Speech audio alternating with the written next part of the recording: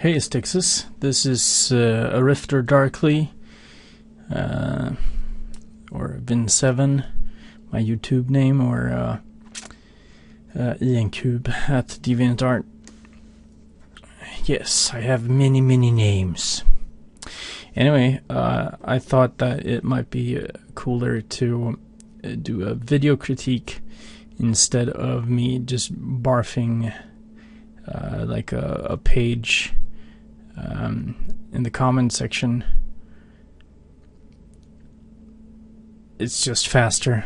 I think it's faster for you to read that than or to listen to this than to read everything, and it gives me an opportunity to show you more directly what I mean.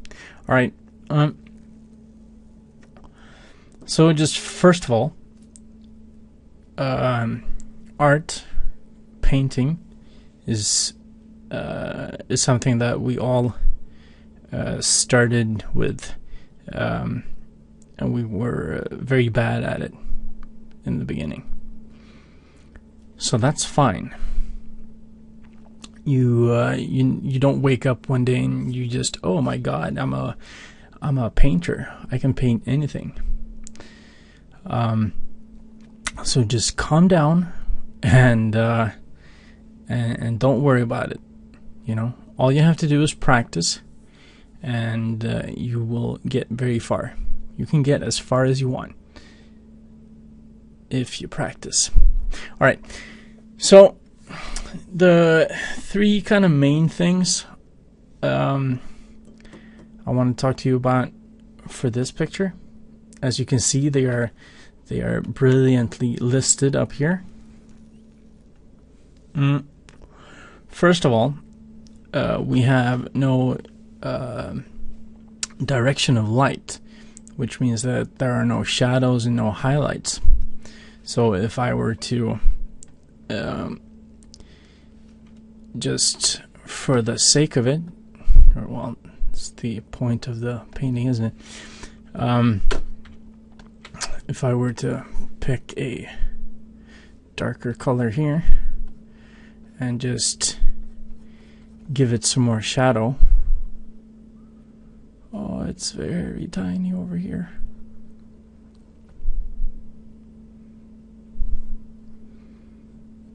So now this mountain has some shadow to it. And as you can see, I'm not going to paint your picture for you. So I'm just blocking in colors, letting you know. And you can do the rest yourself. So now this mountain has got some shadows. The same goes for this mountain range.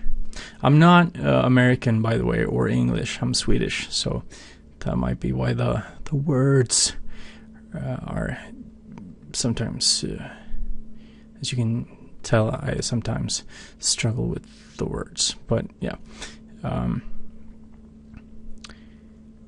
So obviously now the light is coming from the left, right?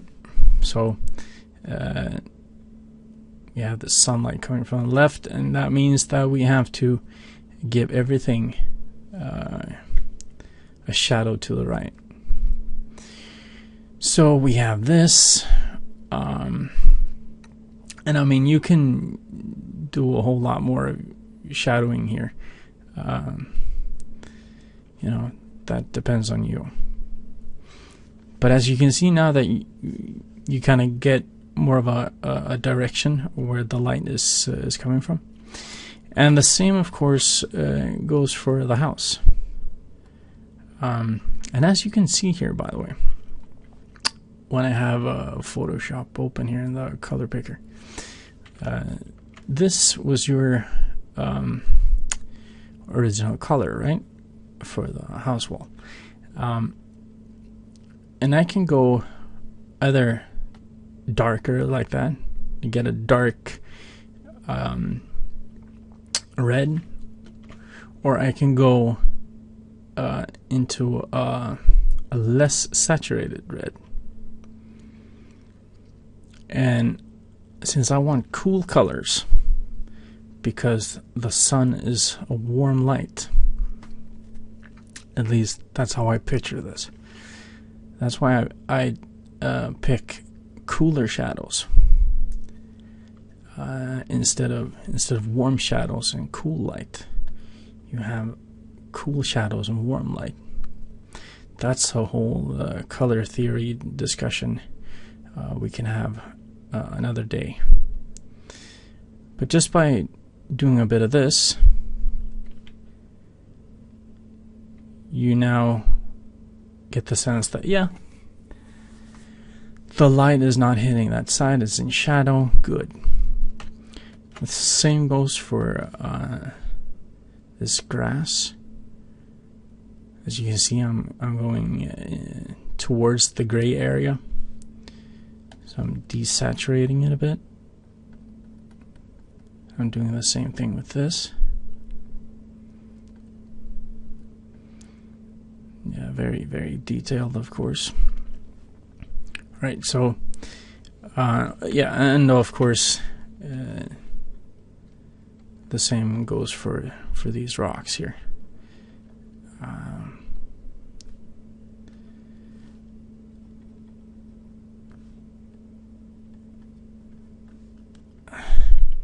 Yeah, and I mean, this looks like shit, but yeah, you get the idea.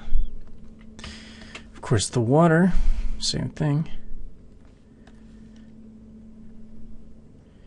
Because we got this, the shadow coming from it, from the rock here, and from this one.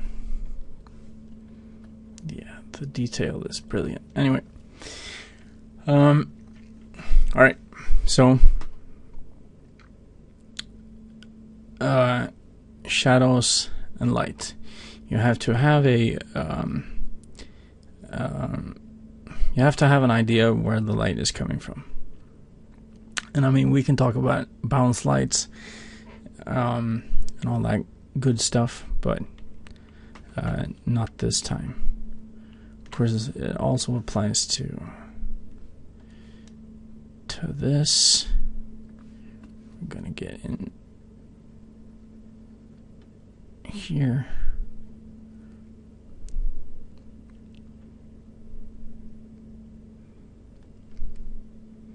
And here as well. We're gonna leave this a little bit untouched. Alright. But yeah, shadows and highlights. That's what I'm looking for. And now for the number 2 thing here, the horizon line.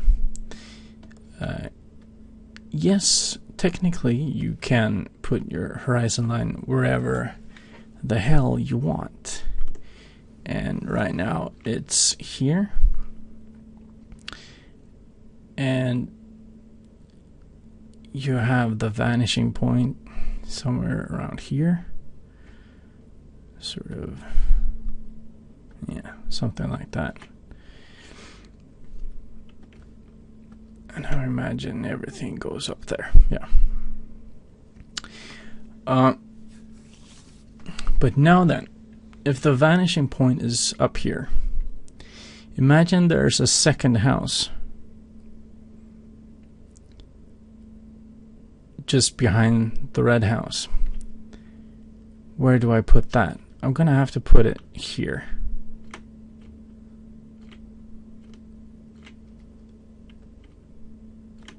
And that's not where it's supposed to be. You know? It's gonna be somewhere around here. So the horizon line, the correct horizon line, should be here-ish, where the actual horizon is. And that means that if we say that we have the vanishing point here, it's going to look something like this instead. And this side will of course be almost hidden because the house will go up like this now. It's gonna look something like that. All the way down there. You know?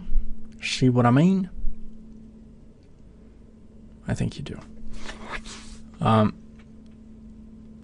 Of course, the house doesn't have to be that big, but whatever. The principle is correct anyway. I'm also recording this at late at night, as you can see down here. All right, so, and with that in mind,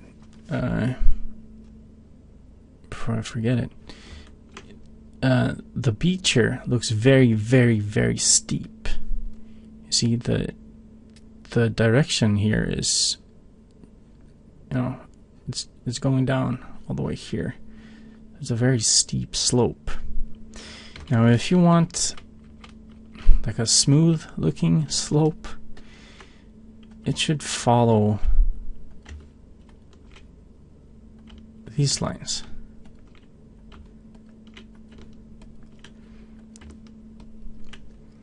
And what I'm doing here, by the way, is I put a dot down, and then I shift click. I hold down shift, and I click somewhere else. And I mean, you can't see that because, but you can see a faint line. Let's do it like that. Dot, shift, another dot, boom, right there.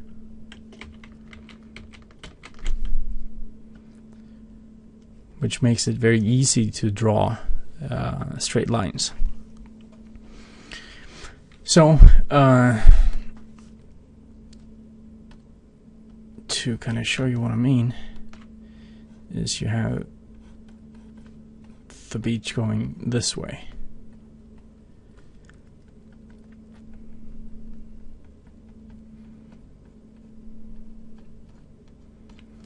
And then you can pick the highlights and do it like that instead.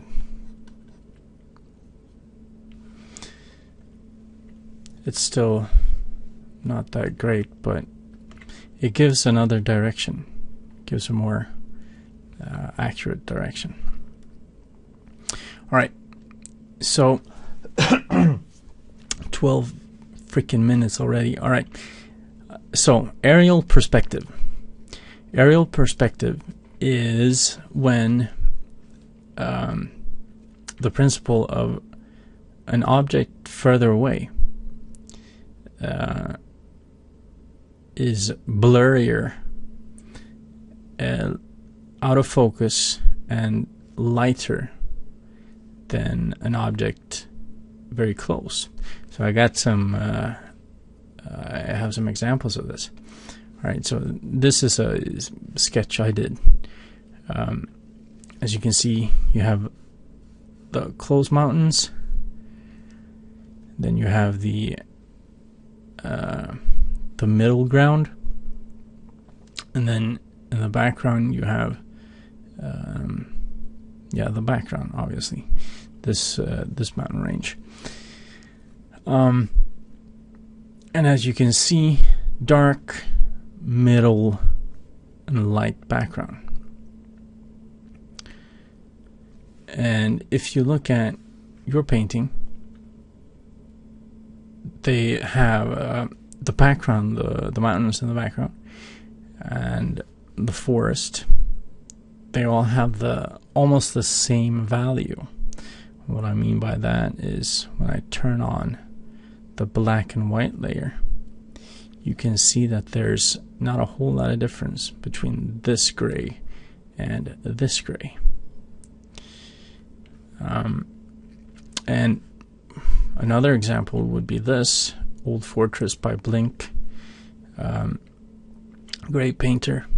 And as you can see, the foreground, and the further away these mountains go, they get lighter, and they become sort of out of focus, not very detailed. Up here you can see, individual rocks, but back here it's just shapes. Of course, he has thrown in some rock textures as well, but anyway. And if you take a look at The Return by Eli Skyttanen, possibly, I don't really know, the same principle applies. Like, this is very dark, and this is very dark, and the further away you go, the lighter it becomes. And the reason why they call it aerial perspective is because what it means is that particles in the atmosphere, in the air, are diffusing. Is that the right word? Well, screw it. Let's say that is the right word. They are diffusing the focus and the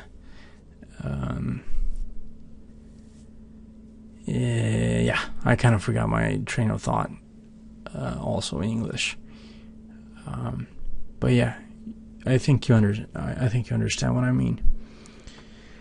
But here, that doesn't really happen.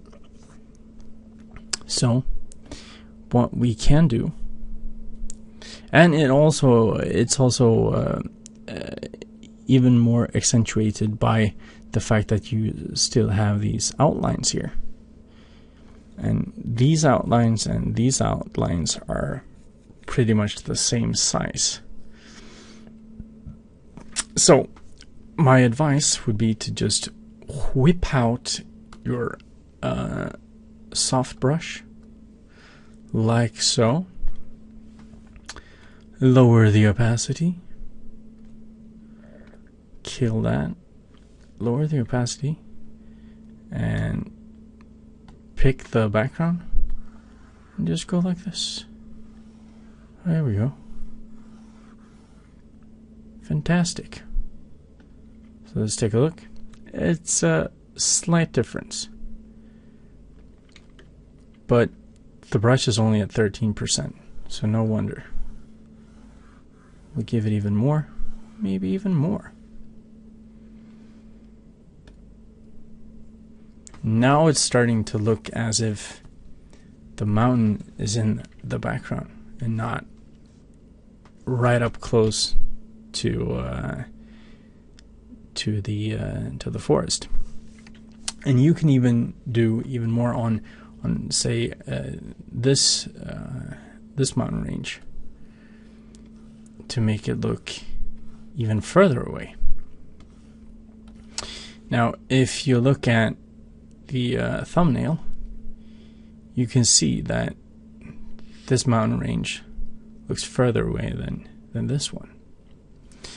And I mean, you can do all sorts of tricks. Like, I usually take the lasso tool and sort of divide it. That means that I have an edge here that I can't paint. Well, actually, I have to obviously inverse that. So now I can paint here without it affecting the edge.